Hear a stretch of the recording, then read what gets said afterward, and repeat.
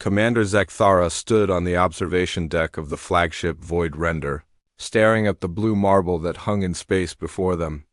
The third planet from this system's yellow star looked so peaceful, so innocent. Water covered most of its surface, and white clouds swirled in beautiful patterns. It was hard to believe that this small world had sent the entire Galactic Council into panic. "Beautiful, isn't it?" Admiral Vorthak said, joining him at the massive viewport. The Krillian's forearms were clasped behind his back, his scaled hide gleaming under the ship's lights. Hard to imagine such a primitive world could cause so much trouble. Zekthara nodded, his own reptilian features reflecting in the transparent aluminum. As a Zephyrion, he was considered one of the most experienced military commanders in the galaxy. He had fought in 17 major conflicts, conquered 43 worlds, and never lost a single engagement. The Council had chosen him specifically for this mission because they needed someone who could handle what they called the human problem. "Remind me again why we're here," Zekthara said, though he knew the answer. He just wanted to hear it spoken aloud, to make sense of the fear he had seen in the council chambers. Vorthak activated a holographic display with one of his secondary arms. Images began flowing through the air between them. Ships burning in space. Entire fleets reduced to debris. Battle stations that had stood for millennia now floating as twisted metal. 3 months ago, the hegemony made contact with this species, Vorthak began. They called themselves humans.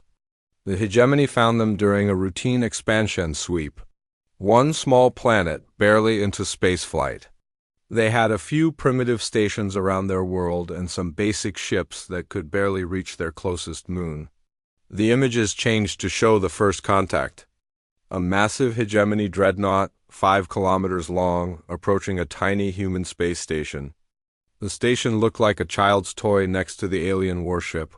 "Standard procedure," Zekthara muttered. "Demand submission, strip their resources, integrate useful specimens into the workforce." "Exactly." Admiral Kexther brought 3 dreadnoughts and a full battle group. 60 ships total. More than enough to subdue a primitive world. Vorthak's voice grew quieter.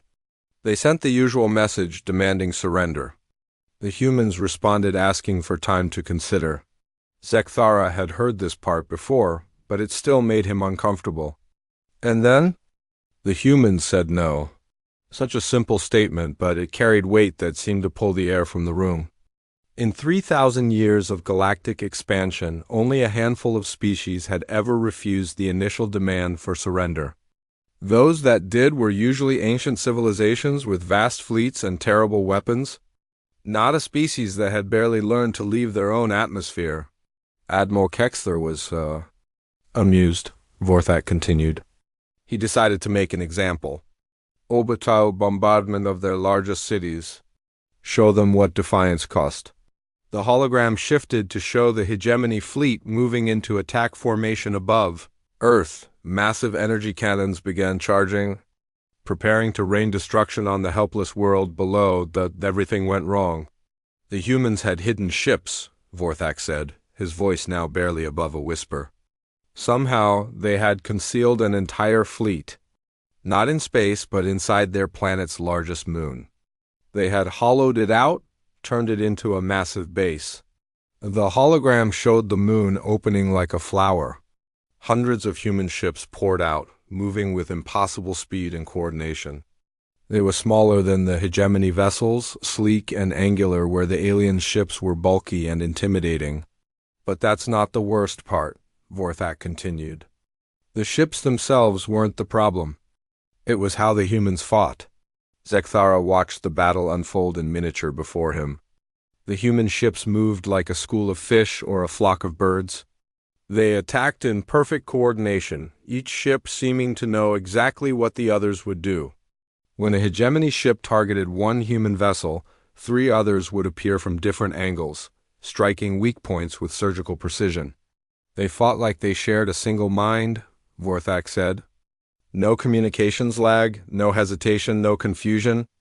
Every human pilot knew exactly what every other human pilot was thinking. The battle was brutal and short. The hegemony's superior firepower meant nothing when they couldn't hit their targets. The humans flowed around them like water, striking and retreating before the aliens could respond. One by one, the massive alien ships began to fall. Admiral Kexler tried to retreat, Vorthak said. He had seen enough. But the humans wouldn't let him go. The hologram showed human ships pursuing the fleeing aliens all the way to the edge of the system. Not to destroy them, but to send a message. They disabled the engines of the flagship, then broadcast a signal on all frequencies. A human face appeared in the hologram. It was a female with pale skin and dark hair pulled back severely. Her eyes were the color of ice, and when she spoke, her voice was calm and controlled. "I am Admiral Sarah Chun of the Terran Defense Force," the recording said. "You came to our world expecting easy conquest. You found war instead. Return to your masters with this message. Earth is not for taking. We are not a primitive species to be bullied into submission. We are humanity and we do not yield." The recording ended and silence filled the observation deck. The surviving ships limped back to hegemony space, Vorthak continued. High Command was furious. They assembled the Grand Fleet, 500 ships, including their flagship dreadnought Eternal Dominion. The largest military force ever assembled for a single operation. Zekthara knew this part too, but he let his admiral continue. The story needed to be told, even if it made them both sick. The humans were waiting for them, Vorthak said. But this time they didn't hide. They met the Grand Fleet at the edge of their system with barely 50 ships. The hologram changed again, showing the massive hegemony armada facing the tiny human force. It should have been a massacre. The aliens outnumbered the humans 10-1, and their ships were individually much larger and more powerful. The battle lasted 18 hours, Vorthak said. When it was over, 12 hegemony ships escaped, 12 out of 500. Zekthara closed his eyes. He had read the reports, but hearing it spoken aloud made it real in a way that words on a screen could not. How? He asked, though he dreaded the answer. They think, Vorthak said simply, in ways we can't predict or understand. Every tactical simulation we run against human behavior fails. Our greatest military minds cannot comprehend their strategies. They fight like madmen, but with perfect precision. They make decisions that seem suicidal, but somehow always work. The hologram now showed recordings from the battle. Human ships flying directly into enemy fire, only to slip through impossible gaps at the last second. Human fighters ramming alien cruisers, but somehow surviving the collision while their targets were destroyed. Human commanders making tactical decisions that violated every rule of space combat, yet achieving victory after victory. And then there's the psychological warfare, Vorthak added, his voice growing even quieter. The hologram shifted to show intercepted human communications during the battle. Soldiers laughing while under fire. Pilots singing ancient war songs as they dove into enemy formations. Ship captains making jokes while their vessels were being torn apart around them. They enjoy it, Vorthak said. They actually enjoy fighting. Not in the way a warrior takes pride in victory, but they find genuine pleasure in the act of combat itself. They laugh when they're wounded. They smile when facing impossible odds. They treat warfare like a game. Zekthara had fought many species. Some were fierce, others cunning, a few were completely ruthless, but he had never encountered a species that found joy in violence. It went against every evolutionary pattern known to galactic science. The hegemony surrendered after the Grand Fleet was destroyed, Vorthak continued. Complete withdrawal from human space. Reparations paid in full? They who had never been defeated, who had conquered a third of the galaxy, surrendered to a single world. The hologram changed once more, showing the signing of the treaty. Human representatives sat across from the most powerful beings in the hegemony, dictating terms with calm confidence. Not the confidence of victors, but the casual certainty of predators who knew they could kill everyone in the room without breaking a sweat.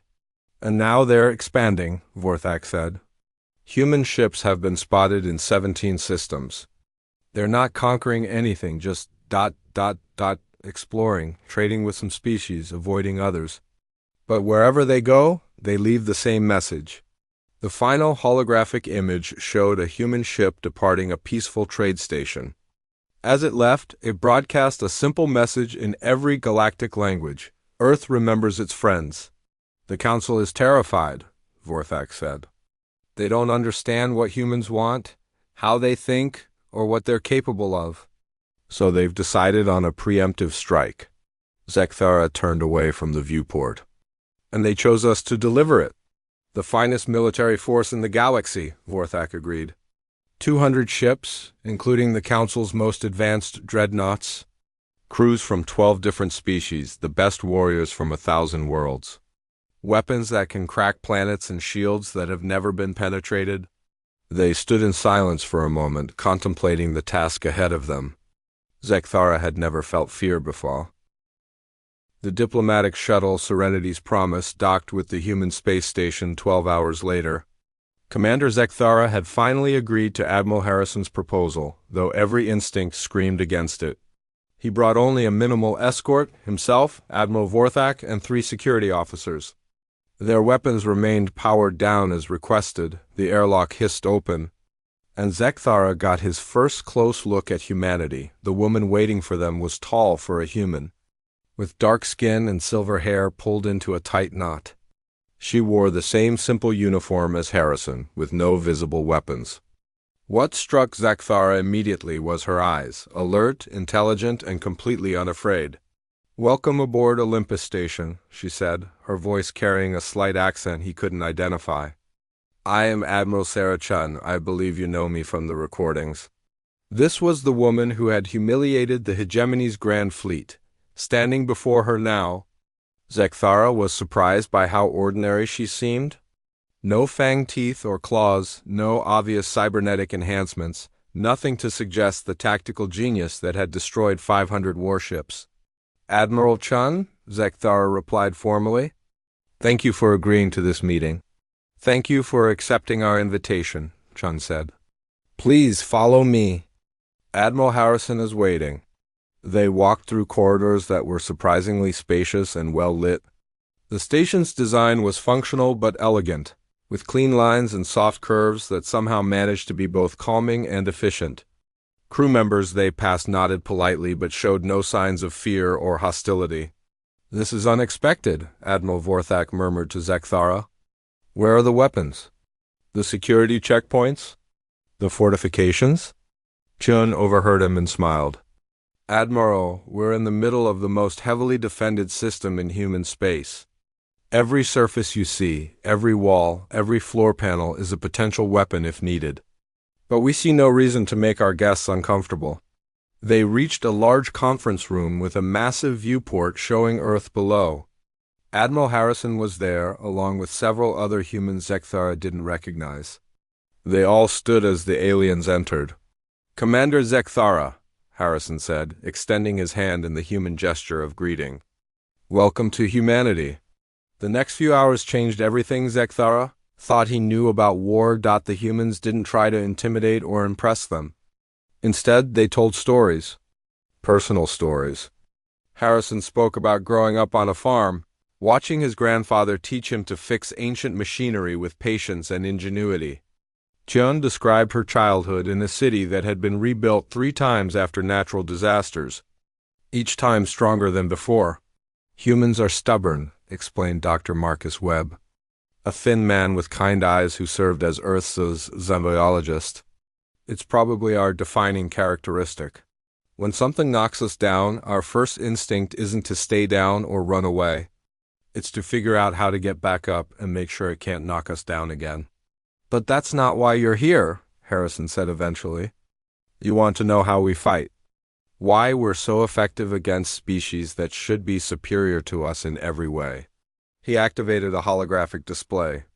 But instead of showing ship schematics or battle plans, it displayed images of Earth's history. Wars, disasters, conflicts that spanned millennia. "Most species develop faster than light travel relatively peacefully," Harrison explained. "They might have 1 or 2 global conflicts, but generally, by the time they reach space, they've learned to work together." The hologram showed burning cities, mushroom clouds, armies clashing across continents. Humans are different, Chun continued. We've been fighting each other for our entire recorded history. Not just over resources or territory, but over ideas, beliefs, concepts that can't be seen or touched. We've fought wars over which invisible deity was real. We've killed millions to prove economic theories. Dr. Webb leaned forward. From an evolutionary perspective, it should have destroyed us. Species don't usually survive that level of internal conflict. But somehow, humans did. And in the process, we became something unique in the galaxy. We learned to fight everything, Harrison said simply. Each other, our environment, disease, natural disasters, even our own biology. Fighting isn't what we do, it's what we are. The hologram shifted to show human soldiers throughout history. Ancient warriors with bronze weapons, medieval knights in armor, modern soldiers with rifles, spacers in environmental suits. Every human culture has its own approach to warfare, Tron explained. Eastern philosophy teaches that conflict is about understanding your enemy, so completely that you defeat them before the first blow is struck. Western traditions emphasize overwhelming force and rapid decisive action. Northern cultures focus on endurance and outlasting opponents. Southern approaches use deception and misdirection. And now we have access to all of them, Harrison added. Every human pilot knows dozens of different combat philosophies. They can shift between strategies mid-battle, adapting to whatever approach works best against each enemy. Zekthara finally spoke. But that's just intellectual knowledge. How do you coordinate so perfectly? Your ships move like they share a single mind. The humans exchanged glances. Dr. Webb nodded to Harrison, who seemed to come to some decision. Show them, Harrison said. Chun activated a different display. This one showed a human brain, with areas lighting up in complex patterns. Humans are naturally social creatures, Dr. Webb explained. We evolved to work in groups, to read emotions and intentions from facial expressions and body language. But when we began space travel, we developed this further. The display showed human crews working together, their movements synchronized with incredible precision. We call it flow state, Chun said. When humans are completely focused on a task they're passionate about, they enter a state where conscious thought becomes secondary. Instinct and training take over. Individual identity merges with group purpose. In combat, experienced human crews achieve a form of temporary collective consciousness, Dr. Webb continued. Not telepathy, we don't read each other's minds. But we become so attuned to our teammates that we anticipate their actions, their needs, their thoughts. We operate as a single organism. The hologram showed recordings from the battles against the hegemony. Human ship crews working with fluid coordination, each person knowing exactly what the others would do without needing to communicate. This is why our tactics seem unpredictable to you, Harrison explained. We're not following predetermined patterns. We're improvising, adapting, responding to changing conditions with the creativity of individuals, but the coordination of a hive mind. Vorthak had been silent throughout the presentation, but now he spoke. This explains your effectiveness, but not your enjoyment of combat. The psychological profiles we have suggest humans find pleasure in violence. The mood in the room shifted. The humans' expressions became more serious, almost sad. That's the part that scares the galaxy, Chun said quietly. And it should. She activated a new display showing human soldiers in various conflicts. But instead of the calm professionalism they had been discussing, these recordings showed something else. Humans laughing as they charged enemy positions. Pilots singing while their ships were being shot apart. Soldiers making jokes while under fire. Humans don't just tolerate violence, Dr. Webb explained. Under certain circumstances, we can enter a state where violence becomes ... euphoric. We call it combat high or warrior's joy. It's a neurochemical reaction that triggers when humans face extreme danger while fighting for something they believe in. It's evolutionary, Harrison added. Our ancestors who could find joy in life or death situations were more likely to survive long enough to reproduce.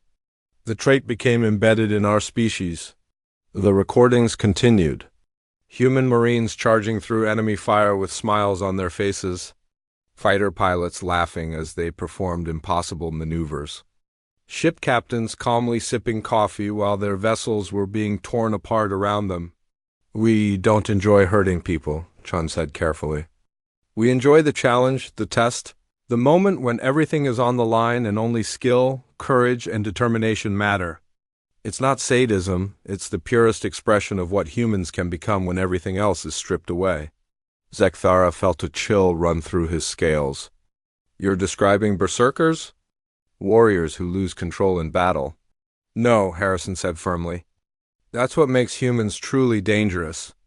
We don't lose control. We gain absolute control.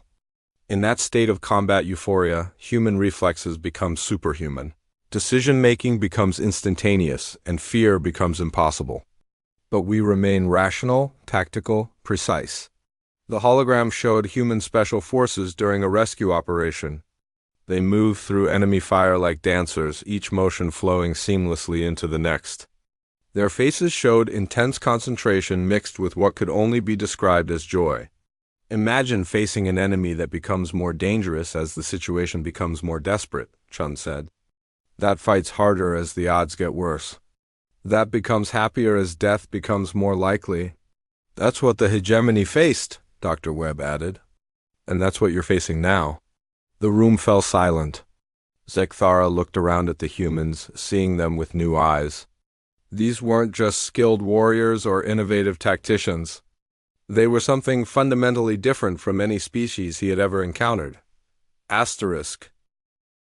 The attack began at 0600 hours, ship time. Commander Zekthara had decided on a limited engagement, a probe to test human capabilities without committing his full force. He sent in a battle group of 50 ships, keeping the rest of the fleet at a safe distance. The humans were waiting for them. "Sir." "Detecting massive energy signatures from the human fleet," reported the sensor officer. "They're moving into intercept formation." On the tactical display, human ships flowed like liquid mercury, taking positions that seemed random but somehow felt threatening. There were fewer of them than Zekthara's probe force, perhaps 30 vessels, but they moved with that unsettling coordination he had witnessed in the recordings. "Open communications," Zekthara ordered. Admiral Harrison's face appeared on screen, but he looked different now. The diplomatic politeness was gone, replaced by something cold and focused. This was not the same man who had offered them hospitality hours earlier. "Commander Zekthara," Harrison said, his voice carrying across space like a death sentence. "Last chance. Withdraw your forces and depart our system. We will not ask again." "I'm sorry, Admiral," Zekthara replied, "but I have my orders." Harrison's expression didn't change, but something shifted in his eyes. "Yes, you do. And now we have ours." The transmission ended. What happened next would haunt Zekthara for the rest of his life. The human ships simply vanished. Where did they go? Vorthak demanded, staring at the tactical display that now showed empty space where the human fleet had been. "Unknown, sir," the sensor officer replied, his voice trembling. "They were there, and then they just disappeared? No energy signatures, no warp trails, nothing." Zekthara felt ice forming in his stomach. "Scan for cloaking devices. Check all frequencies." "Scanning. Sir, I'm not detecting any cloaking fields. It's as if they never existed." The fleet probe continued toward Earth, but the silence felt wrong. In every engagement Zekthara had ever fought, there were energy readings, communication intercepts, some sign of enemy activity. This was like flying into a tomb. "Sir, detecting movement near the asteroid belt," came a call from the tactical station, the display updated, showing dozens of objects moving among the space rocks. They were too small to be ships, moving too fast to be natural debris. Fighter craft, Vorthak realized. But where did they launch from? As they watched, the small objects began accelerating toward the probe fleet.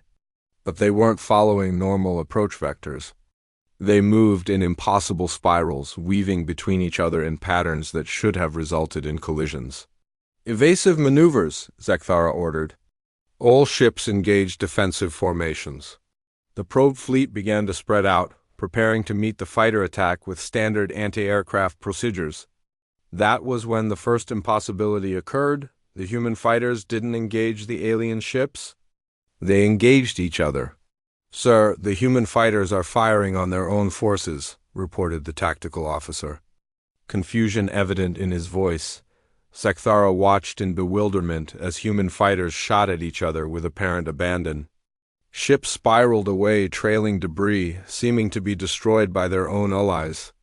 It made no tactical sense whatsoever. "They've lost coordination," Vorthak suggested. Some kind of command failure? But Sekthara was beginning to understand that nothing about humanity was what it seemed. The destroyed human fighters suddenly came back to life, their debris clouds revealing themselves to be camouflage.